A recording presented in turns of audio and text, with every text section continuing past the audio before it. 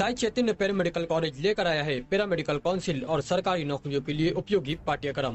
EMLT, radiology technician, health sanitary inspector में admission जारी है। हमारा पता याद रखें, Sai Chaitanya paramedical college, ruby city scan के ऊपर। महाराष्ट्राचा आराध्य दैवत छत्रपती शिवाजी महाराज या भारतीय घटनेचे थोर शिल्पकार महामानव डॉक्टर बाबासाहेब आंबेडकर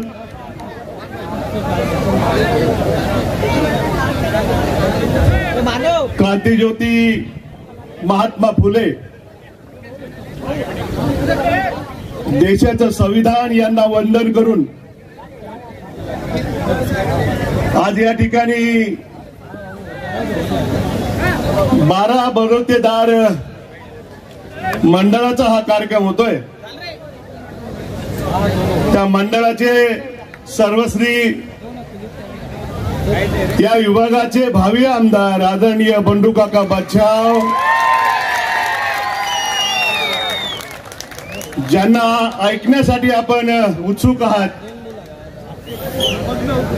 त्या आमच्या भगिनी कडूताई खरात या स्टेजवर उपस्थित असलेले माझे सहकारी सुनीलाबा गायकवाड, सर्वच नेते मंडळी, नाशिकहून आलेले प्रशांतजी दिवे,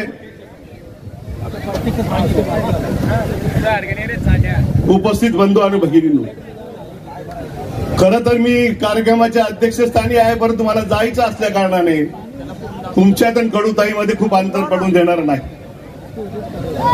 सुनील आबा आणि मी एका स्टेजवर असल्यानंतर मला असं वाटतं की बंडू काकाला आमदार होण्यापासून कोणी रोखू शकणार नाही। बंडू काका, तुझे सगळे कार्यक्रम बघितल्यानंतर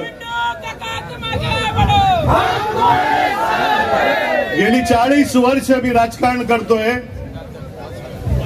असे कार्यक्रम कधी मी बघितले नाही। बंडू काकांनी कधी 50 खोके घेतले नाही, बंडू काकांनी कोणाशी गद्दारी केली नाही, आणि म्हणून बंडू काका आपल्याला पाहिजे। मौका सभी को मिलता है, आणि पुढच्या 4 तारखेनंतर या महाराष्ट्रामध्ये परिवर्तनाची सुरुवात होणार आहे, आणि त्या परिवर्तनाच्या सुरुवातीचे साक्षीदार याच मतदारसंघातून भावी आमदार बंडू काका बच्छाव राहणार। पण आता आपण बघितलं का ज्या लेकीचा या ठिकाणी सत्कार झाला,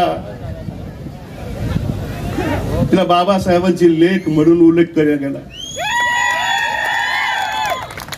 जे संविधान वाचवण्याची लढाई सुरू आहे संपूर्ण महाराष्ट्रात आणि देशात, संविधान नसतं तर तिचा सत्कार या ठिकाणी झाला नसता, आमचा सुद्धा सत्कार झाला नसता। आणि म्हणून मी बंडू काकाला भावी आयुष्याच्या हार्दिक या ठिकाणी शुभेच्छा देतो। तुझ्या हातून खूप चांगलं काम त्या ठिकाणी घडो। तुला असं वाटलं की सुनील आबा आणि मी वेगवेगळ्या जरी पक्षात असलो, पण आमचा पायगुण एकदा नक्की चांगला आहे, ते लक्षात घे। जय हिंद, जय महाराष्ट्र।